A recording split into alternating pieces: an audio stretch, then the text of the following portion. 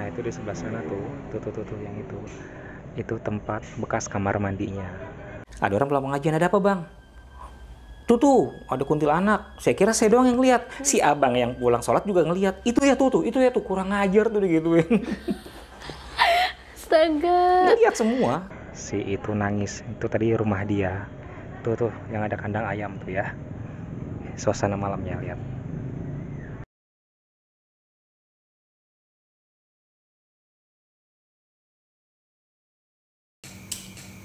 Kau selalu ku rasa hadirmu antara ada dan tiada. Halo masyarakat adat, gimana nih kabar kamu? Semoga dalam keadaan sehat, baik, dan berbahagia ya. Seperti biasa di segmen adat, antara ada dan tiada, aku ngajak narasumber buat bercerita langsung pengalaman horor nyata mereka di hadapan aku dan di hadapan kamu. Kali ini kita kedatangan lagi sama Bang Runan. Halo Bang. Halo Mbak Gina.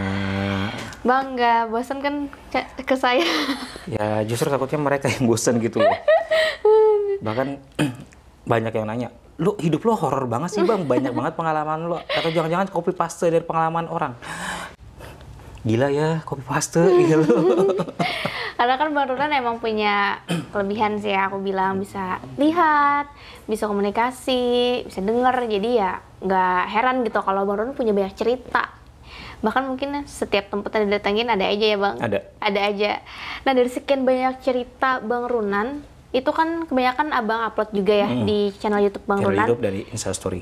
Ronan Handoyo Files. Files. Jadi buat kamu yang pengen tahu lebih banyak lagi cerita-cerita Bang Runan, kamu bisa mampir ke channel Bang Runan dan subscribe. Karena Bang Runan update tiap seminggu sekali. Dulu sih seminggu 3 kali, tapi setelah ada kegiatan, saya hanya seminggu sekali sekarang. Pokoknya selalu ada update cerita dari Bang Runan. Mesti di subscribe. Hari ini Bang Runan mau cerita apa? Ini pengalaman yang gila banget yang nggak mungkin bakal saya lupain. Bener-bener ini terepik dari pengalaman-pengalaman kejadian-kejadian yang saya alamin gitu. Sampai 2 hari berturut-turut. Itu di mana Bang kejadiannya? Jadi kejadiannya ketika awal corona kita lockdown pertama kali. 2020 ya? Berarti 2 tahunan yang lalu ya? 2020. 2020 awal. Betul. Awal pertama kali kita lockdown. Nah, waktu itu kan saya masih istilahnya lari ke channel orang gitu ya, menjadi narasumber. Banyak yang bilang, bang, lu bikin channel sendiri aja gitu. Cerita lu banyak dan bagus-bagus. Yang pada akhirnya, by the way, hasil dari pembayaran saya menjadi narasumber, saya mau beliin kamera nih. Waktu itu ada sekitar berapa juta gitu lah. Tapi nggak ada kamera yang cocok dengan harganya gitu. Akhirnya saya mikir kayaknya beli handycam seru kali ya. Setelah itu saya datangin toko elektronik, belilah handycam. Handycam itu ada mode night shoot-nya, inframerah. Jadi walau segelap apapun jadi terang, tapi modenya hitam putih. Yang saya ingat waktu itu besoknya malamnya takbiran. Malamnya itu malam pertama Ramadan. Jadi otomatis taraweh dong. Iya. Karena lockdown kita hanya boleh ibadah di rumah. Iya pada saat itu benar. Tuh. Kalau saya udah seneng banget nih. Di jalanan saya coba, sepanjang jalan saya coba kamera itu gitu kan. Yang finally-nya setelah saya sholat taraweh di rumah antara jam 8 atau setengah 9 malam, saya coba nih kamera handycam baru saya dengan mode night shot. Sampai rumah saya kan, ya pokoknya sampai rumah saya tuh benar-benar spooky banget. Jadi ada rumah yang dibongkar, udah hampir puluhan tahun, terbengkalai dan tanahnya terbengkalai. Sekarang dibikin kebun pisang dan jadi lahan untuk kandang ayam. Di situ juga sebelum itu dibongkar, itu adalah rumah teman saya, teman kecil sih ya, waktu saya SD SMP. Kita balik ke belakang dulu. Iya, oke.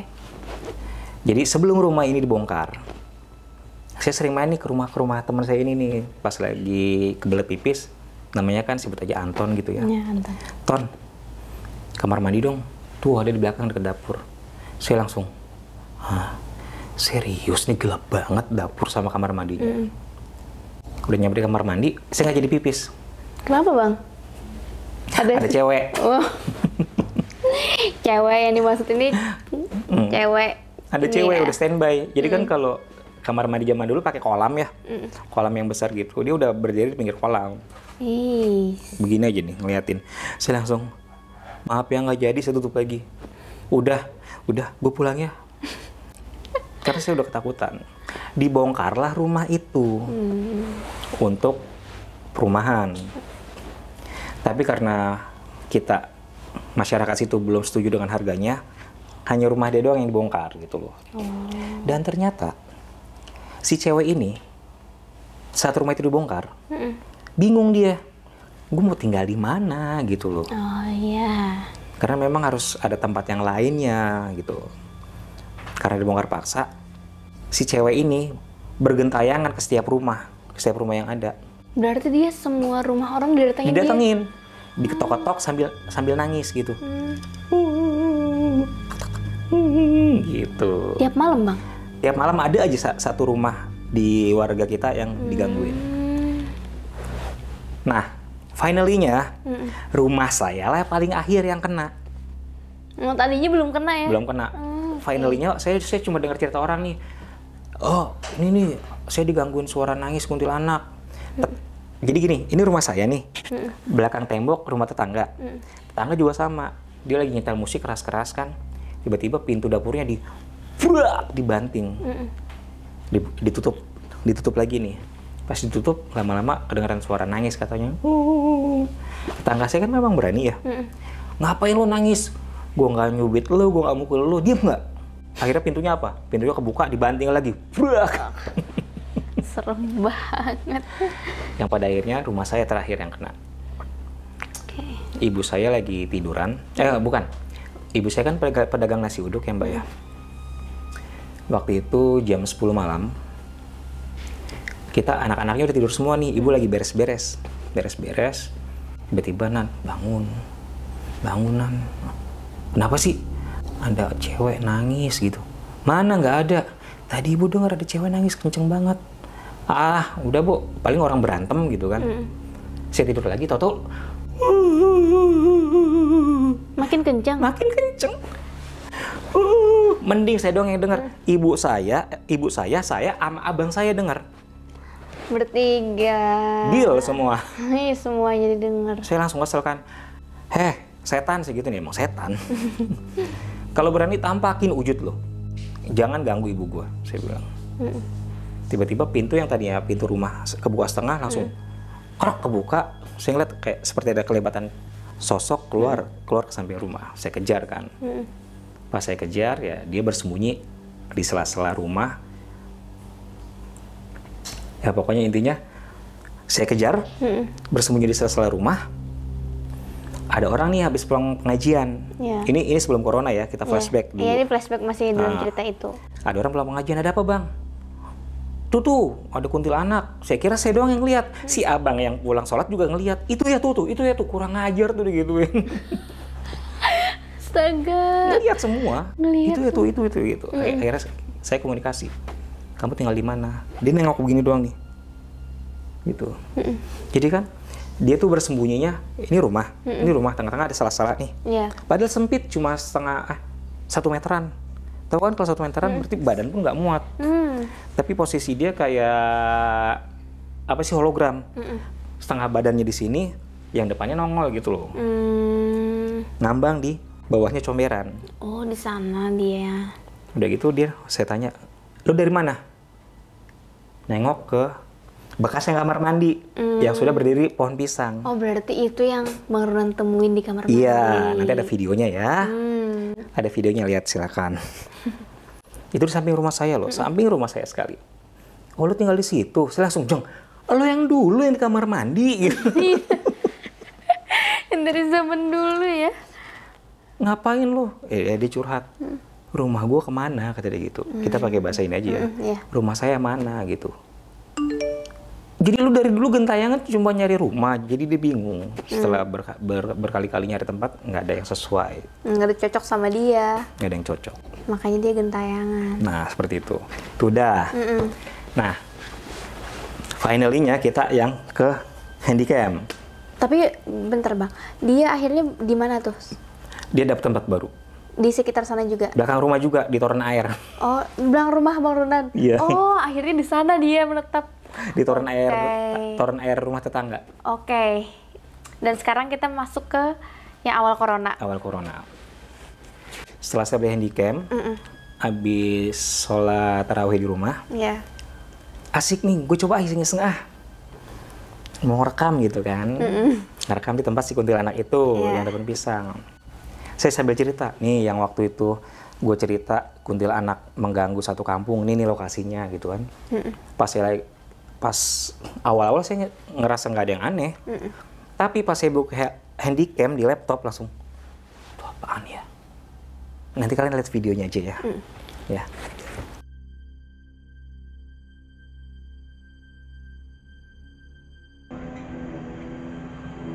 Nah itu di sebelah sana tuh yang itu tempat bekas kamar mandinya.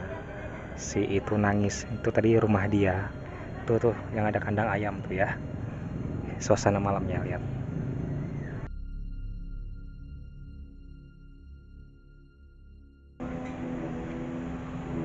Nah itu di sebelah sana tuh yang itu.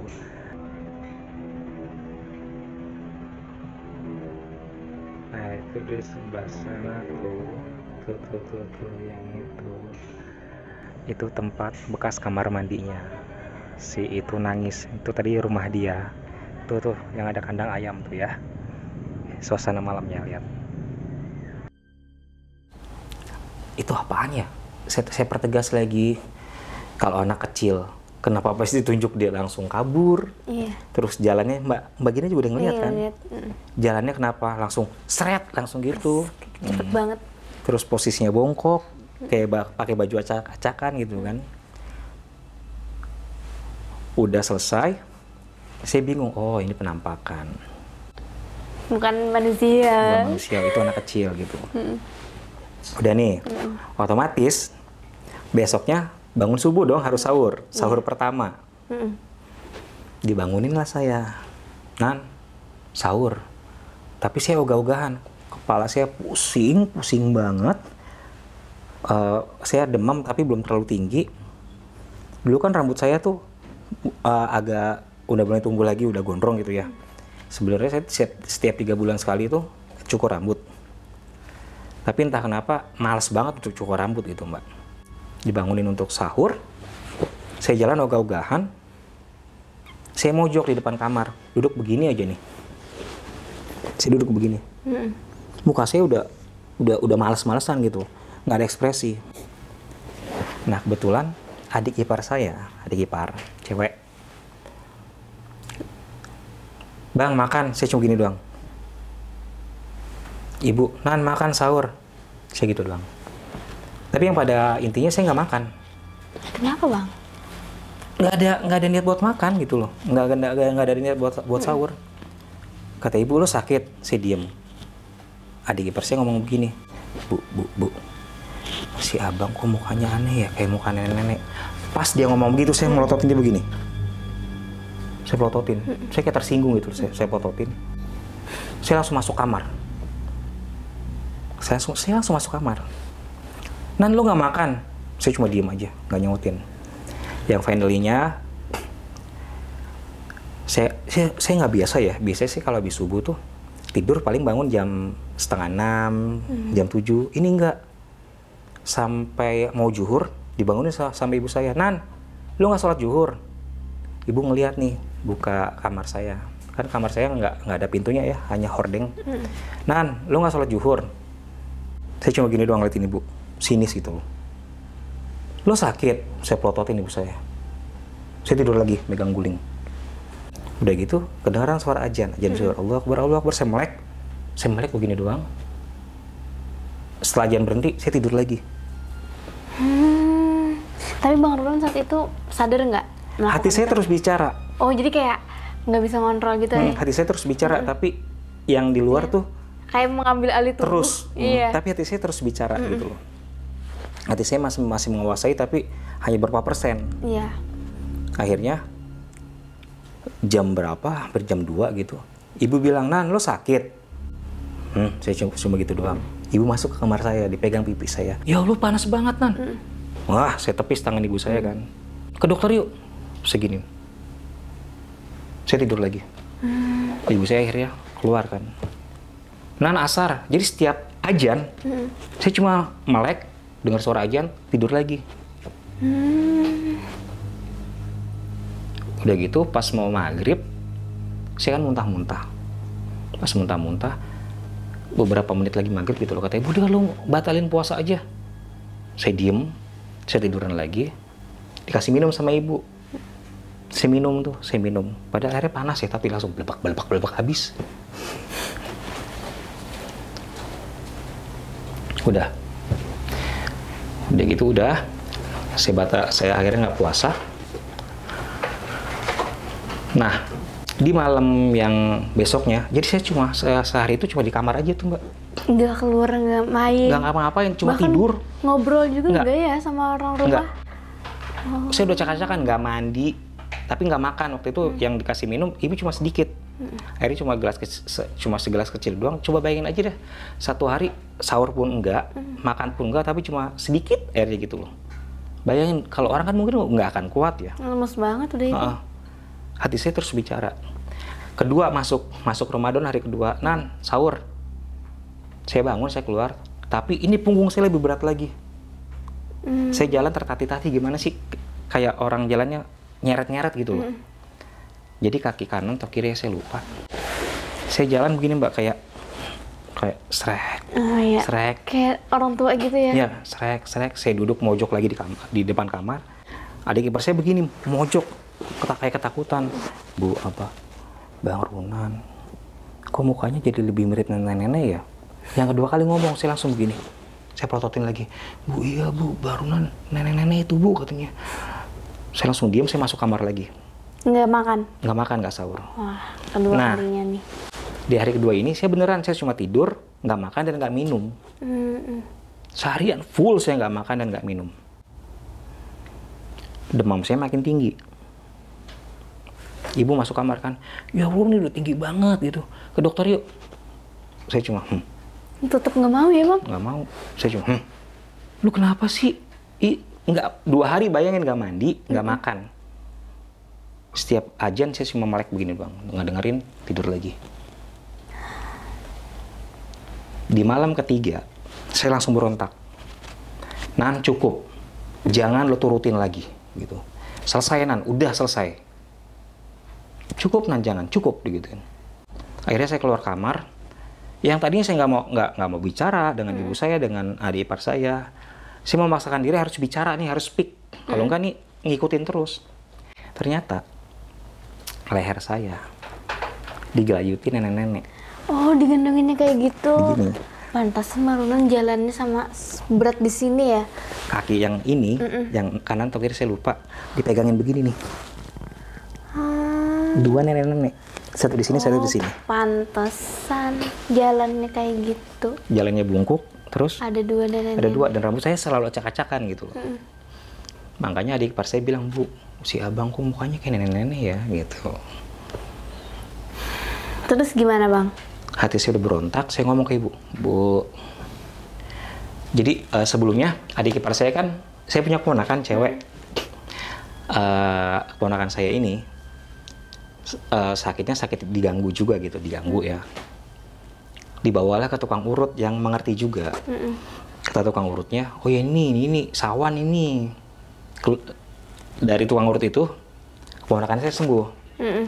Saya nanya, "Bu, dulu si ini bawa si Dede," ngomong saya terbata-bata gitu, "bawa si Dede kemana?" "Ke rumah Ma itu." "Di mana rumahnya?" saya bilang. Kan saya kalau ngomong kayak begini ya, ini lemes banget, lemesnya. "Di mana rumahnya?" "Itu di bawah jembatan." "Anterin Ibu ke sana," saya gituin. Sebab saya udah nggak kuat banget. Iya. Udah waktunya nih hati saya berontak gitu. Akhirnya adik saya, suaminya adik ipar, Gi, anterin gue yuk kemana? Ke rumah Ma Ipit, namanya kan Ma Ipit. Ngapain? Ngobatin gue. Ya udah yuk. Datanglah ke rumah Ma Ipit. Yang anehnya saya jalan nih. Saya jalan, ya terseok-seok lah, karena ini masih nempel semua. Satu masih menggelayut di leher, satu masih megangin kaki. Waduh. Jalan berat banget, keseok-seok sama begini mbak. Gini nih jalan. Rambut masih acak-acakan semua. Sampai naik motor pun kaki harus saya angkat, saya giniin. Karena memang berat, nggak bisa ngangkat kaki sampai begini. Di pedal motor pun kaki saya nggak tahan, gemeteran mulu gitu. Mungkin dia mau berontak kali. Sampai di jalanan saya hampir jatuh. Sampailah di rumah tukang urut itu, si ibu-ibu namanya Ma Ipit, dan ternyata sampai di rumahnya, Ma Ipit, tolong saya. Langsung begini, tukang urutnya, langsung kayak kaget. Mas, saya baru sembuh, saya baru keluar dari rumah sakit, lagi bed rest gitu. Tapi Ma Ipit, tolong saya udah nggak kuat, saya udah 2 hari ini, mau 3 hari. Lebih baik jangan sama saya mas, digituin. Saya baru sembuh, masih bed rest juga. Tapi mak tolong saya, kamu mah nggak sakit, cuma kecapean, kata dia gitu. Tapi dalam pikiran saya dia tahu nih, orang pas saya datang langsung kaget begini gitu loh. Langsung kaget. Ya mungkin dia udah tahu ngelihat ada apa. Dia ngomong, kamu kan juga bisa ngobatin sendiri. Ngomong gitu. Ya udah saya mah lagi mau istirahat dulu ya, lagi nggak kuat. Dalam hati dongkol nih. Wah, percuma gue kesini, udah jalan capek-capek, susah-susah gitu kan. Keluar dari rumahnya, ya udah saya jalan terseok-seok mbak. Udah berat gitu kan, naik motor saya angkat lagi. Sampai di rumah, saya duduk, lemes gitu kan. Adik ipar saya begini, udah diobatin? Belum. Ma Ipitnya sakit gitu. Hati saya ngomong, Nan, cukup, udah selesai Nan. Selesai lo, cukup, jangan diturutin terus. Finally-nya sekitar jam 11 malam ya. Saya kan udah hampir 3 hari 2 malam. 3 hari 2 malam saya nggak mandi, nggak makan, nggak sholat. Saya ngomong ke ibu, Bu, cariin daun bidara dong. Daun bidara? Apaan tuh? Si Ogi pasti tahu daun bidara kayak apaan, tolong cariin. Ambil sama batangnya dan masih ada durinya, saya bilang. Kalau malam-malam gini kemana nyarinya? Nah, adik saya ingat nih, waktu keponakan saya sakit, diobatin pakai bidara juga kan. Oh iya Bu, di rumah Pak Haji ini ada tuh, gede pohon bidaranya. Akhirnya ditemenin ibu saya. Ibu saya, adik saya minta daunnya ke Pak Haji jam 11 malam. Berarti malam ketiga Ramadan ya. Malam ketiga Ramadan, dibawalah seplastik daun bidara. Pas daun bidara itu datang, saya langsung kayak gemetaran gitu loh. Badan saya kayak gemetaran, seolah-olah nih udah wah nih orang nih anak berontak nih gitu. Ini anak mau ngelawan gitu kan. Saya ambil daun bidaranya, saya masuk kamar mandi. Saya celupin, yang batang masih ada durinya. Jadi daun bidara itu kayak mawar. Sepanjang batang berduri. Kalau kita megang hati-hati itu lebih tajam dari duri mawar. Saya masuk kamar mandi, saya terseok-seok, tapi kaki seolah-olah nggak mau melangkah. Karena tahu nih, oh gue mau diusir gitu loh, gue mau diusir. Jadi menahan. Menahan. Tapi saya tetap ngelawan. Udah Nan, cukup, hati saya ngelawan terus. Cukup Nan, cukup gitu. Saya masuk kamar mandi, saya celupin 1 batang bidara, saya baca doa. Tahu nggak Mbak? Saya kepret seluruh badan saya dari kepala sampai tangan sampai kaki.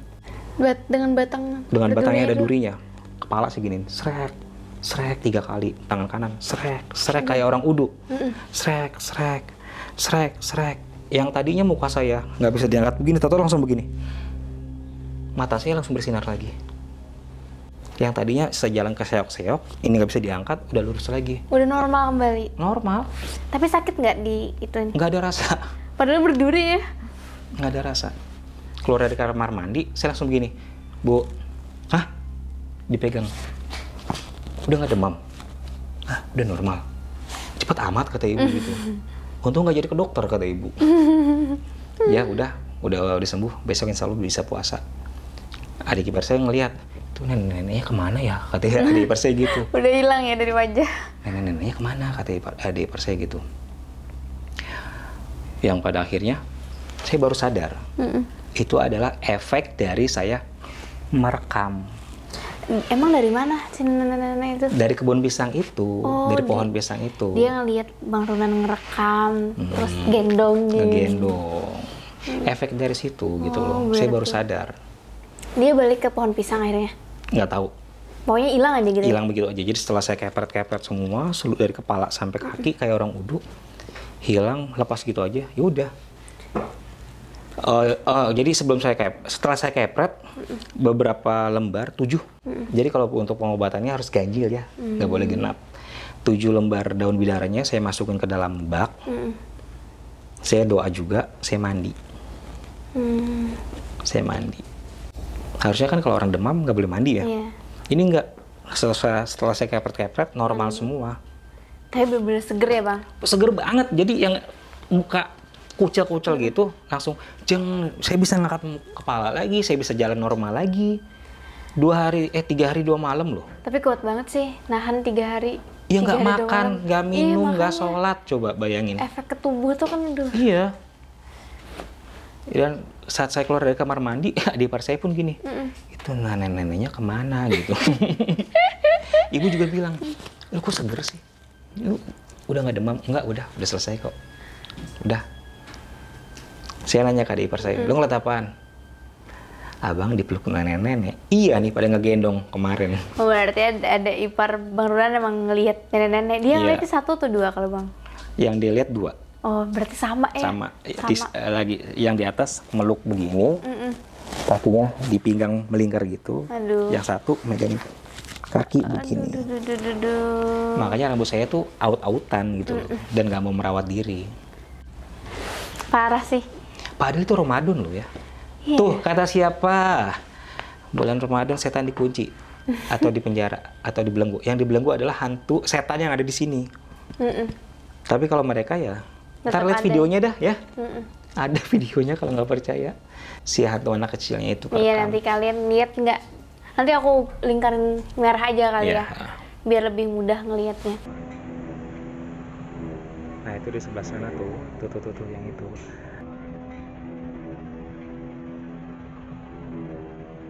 Nah itu di sebelah sana tuh yang itu. Itu tempat bekas kamar mandinya. Si itu nangis. Itu tadi rumah dia. Tuh yang ada kandang ayam tuh ya. Suasana malamnya lihat.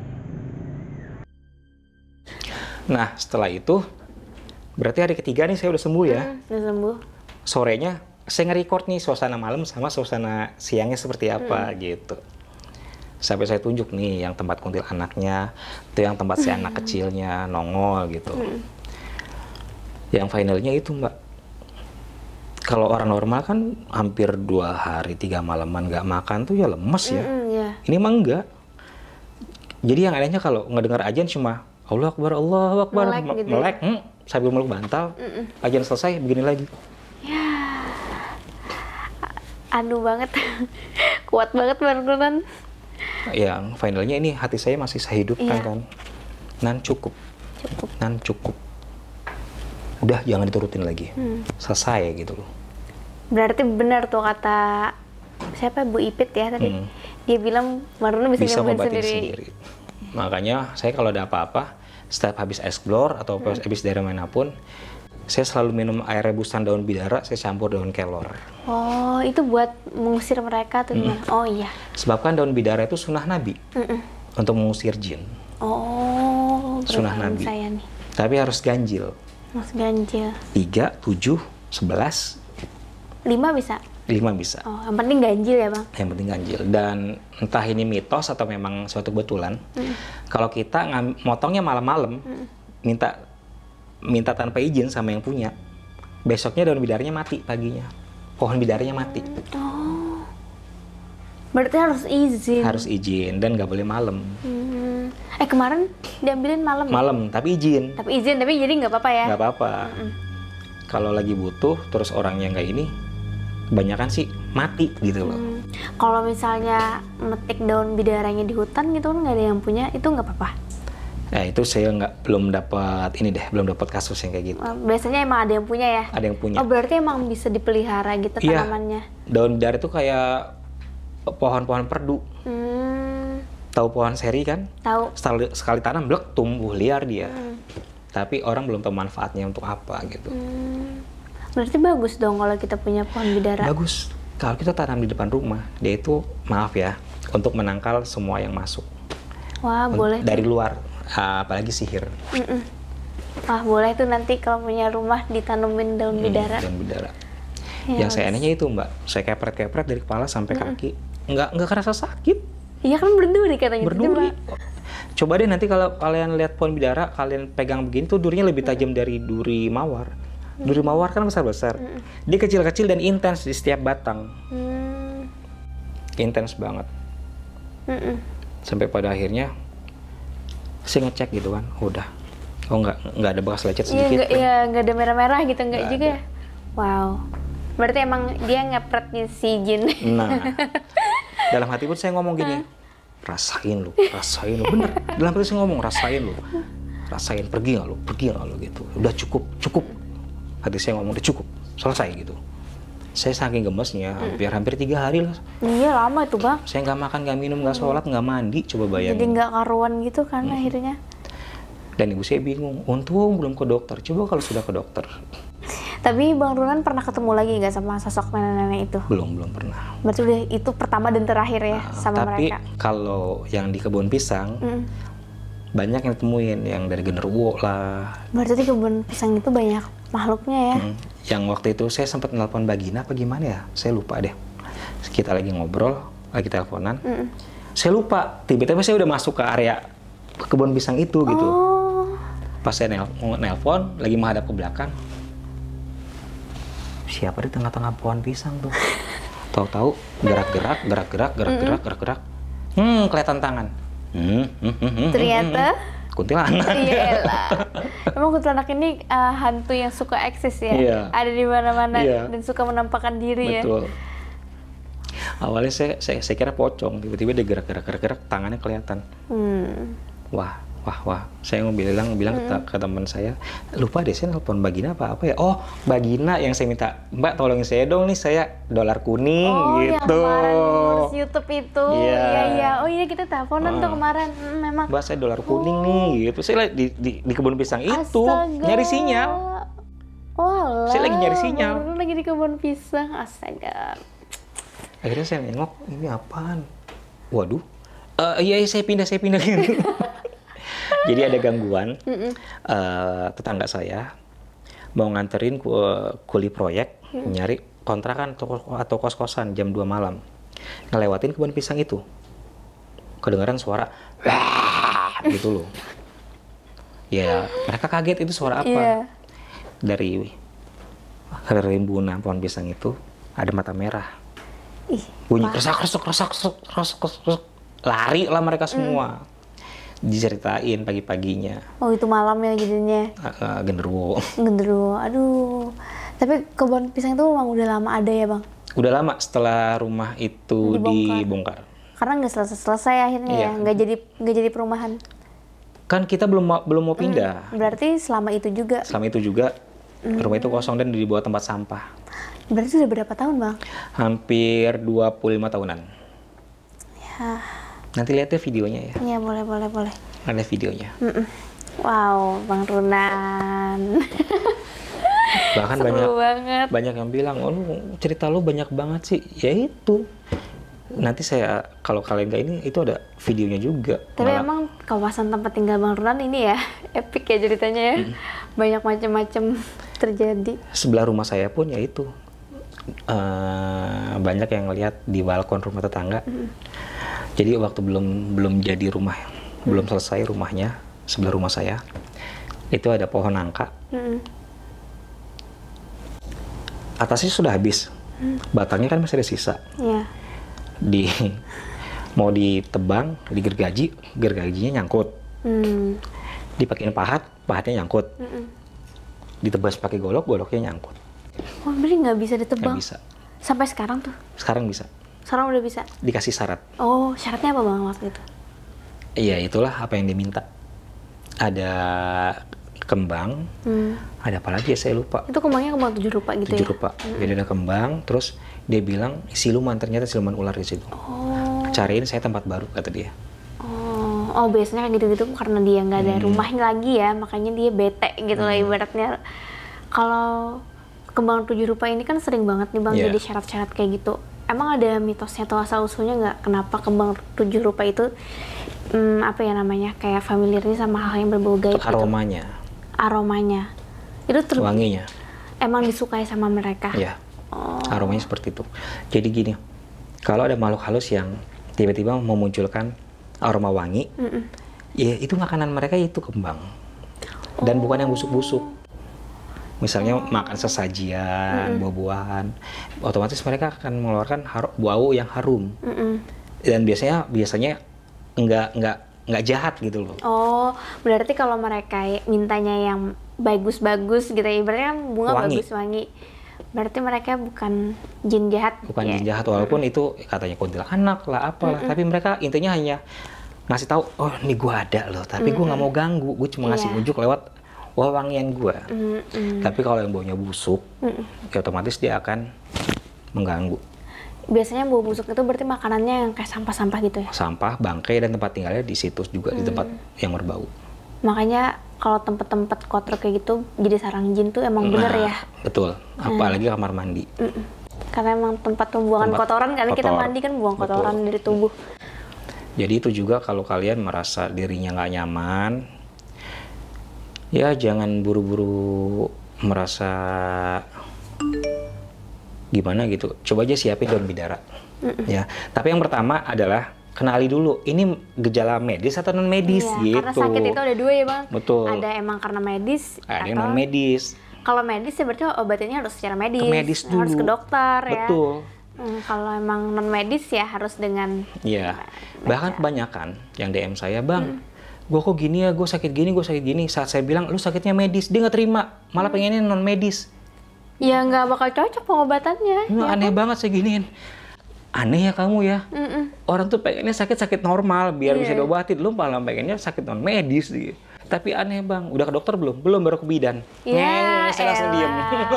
Dokter atau kalau misalnya sakit, tapi dokternya gitu sih Bang, kalau sakit kita ke dokter dulu. Kalau dokter udah bisa diagnosa dan sakitnya ini berarti jelas kan? Iya, itu medis. Kalau dokter udah kayak, maksudnya ada kasus-kasus aneh gitu kan Bang, mungkin, nah itu kemungkinan karena yang lain, medis.